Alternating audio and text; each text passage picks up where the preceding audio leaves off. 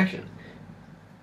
So in a sense, all that we've been discussing so far is to an extent agnostic about the specific animals or creatures or beings that these technologies or the imperative is predicated on. Nonetheless, in popular culture, as well as in media, like the notion that we should care deeply about the well-being of other sentient beings besides humans is not particularly stressed. If anything, it's like an afterthought. Nonetheless, in all of your work, you maintain that eradicating suffering throughout the living world is actually just as big of an imperative as eradicating it in the human species. So would like you to comment a little bit on it, like why the distinction between human and non-human animal is morally irrelevant, and what sort of policy could we have such that we make sure that non-human animals are not subjected to involuntary suffering? Clearly only a minority of people, huntspeople perhaps and the like, would actually favour any activity that was conducted with the deliberate purpose of creating non-human animal suffering. But nonetheless, most people have a very clear sense of ethical priorities, that humans come first, our species. However, if you consider, let's say, a pig is as sentient, and for what it's worth also as intelligent as perhaps a pre-linguistic toddler. A pig can suffer intense distress, and yet meat-eating humans do things to pigs that, if our victims were human, would get the perpetrators locked up for life. And so one way of appreciating the extent to which we need to consider non-human animal suffering is to actually think of non-human animals as in many ways functionally akin to small children, to pre-linguistic toddlers or infants, and to attach just as much urgency to their well-being as if these sentient beings belong to our species. Now, intuitively, any kind of moral equation of a pig, let's say, and a pre-linguistic toddler strikes people as absolutely absurd. And after all, only a toddler has capacity to mature into an adult human being. But one simply needs to ask, how should one treat a toddler with a progressive disease who will never reach his or her third birthday? We would recognise that that toddler deserves at least as much care and love and respect as his or her normally developing peers. I mean, we respect and care for very young children, not for what they may or may not one day become, but for what they are. And likewise, I would say, is exactly the same is true of pigs or sheep or chickens, for example. Okay, more concrete initiatives.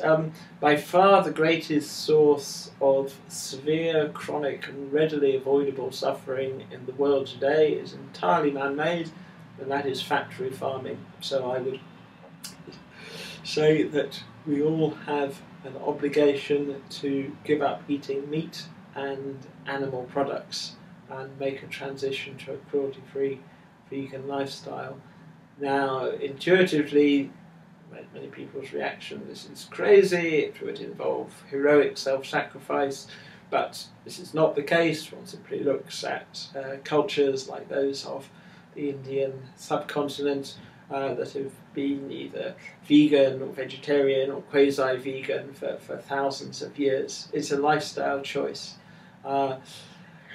Realistically, given moral apathy is so widespread, I think we should develop technologies of in vitro meat, cultured meat, such that within the next few decades it will be possible to make a global transition to an in vitrotarian and vegan lifestyle. But since gourmet in vitro steaks are probably still decades away, I don't think this should be used as an excuse to carry on factory farming and causing suffering as now. And to someone who says, but I like the taste of meat too much to give it up, I would simply say, well, how would one respond to someone who abuses human children who says, well, I like the taste too much to give it up? The fact one enjoys the taste of something is not a morally compelling argument, and I'm aware that any comparison of animal abuse and child abuse strikes people as extraordinarily emotive, but if one accepts that a pig, say, is of comparable sentience to a pre-linguistic toddler, the parallel is precise. I think a common reaction as well is to try to anchor some sort of distinction. We have the strong intuition that humans deserve more love, affection, and care than non-human animals. Intuitively, we search for a dividing line. Something that is often confounded is the difference between conscience and consciousness. Something you hear about a lot about is, well, pigs don't talk, therefore they're not conscious. Or otherwise, they may say that, well, a sense of morality is only possible to be predicated on creatures that may reciprocate somehow. That something that cannot reciprocate really doesn't deserve sort of ethical standing. But so what would you say is a compelling reason to think that these distinctions are, say, irrelevant morally? Well, one only needs to look at the way we treat human babies and toddlers, simply because they are not capable of developing sophisticated moral reasoning until they mature. This doesn't mean to say that we haven't got a profound moral obligation to safeguard their well-being, and it's exactly the same, I would say, with pigs or cows or sheep. That what matters is not intellect, it's the capacity to suffer.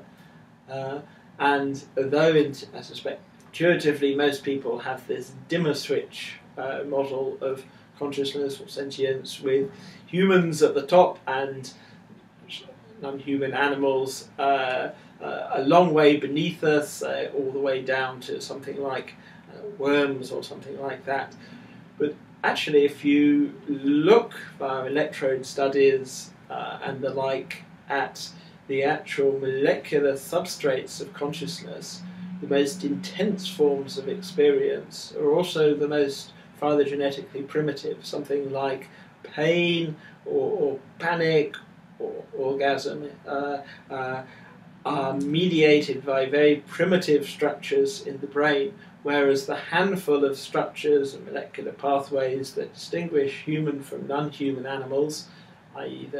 let's say the variant of the FOXP2 gene implicated in our capacity for generative syntax, these don't seem in any way really to be related to intensity of consciousness. So yes, it's ultimately an untenable distinction, I think, between humans and animals. It's pre-Darwinian, it's unscientific, and we should be aiming for an impartial benevolence that regards all sentient beings as worthy of consideration and respect. In short, some kind of high-tech Jainism. I say high-tech Jainism because ultimately I think our responsibility to non-human animals extends beyond simply avoiding harming them as we do today, but ultimately to actively safeguarding their well-being in our future wildlife parks. Later this century, every cubic meter of our planet is going to be computationally accessible to micromanagement, surveillance and control, so we're going to have to take some very difficult ethical decisions. How much pain and suffering do we want to create or or perpetuate in the living world, what kinds of life form, and that in tomorrow's wildlife parks we can either continue to see population regulated by famine, disease, and predation, or we can, for example, use fertility control to control herbivore numbers via the use of immunocontraception. Now you might say, well, we could never really totally phase out suffering because there's the food chain. One has predators preying on herbivores, or prey as they're sometimes called. But once again, this is an instance of an ethical problem that has a high-tech solution. If we wanted to do so, we could either phase out carnivorous predators, or alternatively we could tweak their genomes, use behavioural modification, neurochips and the like, to prevent them harming other sentient beings. And in spite of the rather warm associations that the idea of nature, wildlife conjure up in most humans today, if you actually look at the rest of the living world, what it is to be a lion, for instance, is to cause immense suffering to one's victims, to be disemboweled or asphyxiated or eaten alive is horrific, whether one is a human or a non-human animal. And just as we now recognise that human predators need to be restricted in some way as to protect the innocent and the vulnerable, I think later this century and beyond we will extend our benevolence to non-human animals and recognise that a zebra does not deserve to be disemboweled or asphyxiated or eaten alive.